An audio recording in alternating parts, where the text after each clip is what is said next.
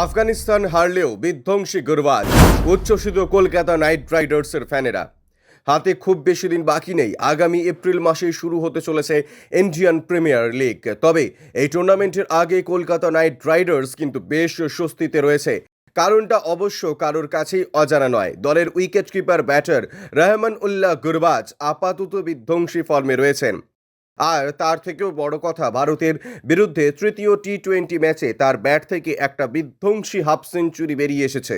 প্রসঙ্গত, ভারতের বিরুদ্ধে 3 ম্যাচের টি-20 সিরিজে হোয়াইট ওয়াশ হতে চলেছে আফগান ক্রিকেট দলকে। তবে সিরিজের তৃতীয় ম্যাচে উজ্জ্বল পারফরমেন্স করলেও আফগানিস্তান দলের তারকা ওপেনার রহমান উল্লাহ গুরবাজ।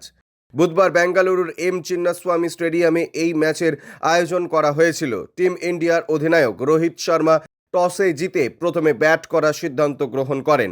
নির্ধারিত 20 ওভারের ভারত 4 উইকেট হারিয়ে 212 রান করেছিলেন। এরপর ব্যাট করতে নামে আফগানিস্তান, আর আফগানদের হয়ে ওপেন করতে নামেন রহমান উল্লাহ গুরবাজ।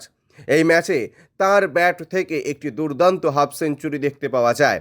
32 বলে 50 রান করেন তিনি। তার ব্যাট থেকে 3টে বাউন্ডারি এবং 4টে ওভার বাউন্ডারি দেখতে পাওয়া যায়। স্ট্রাইক রেট ছিল 156.25।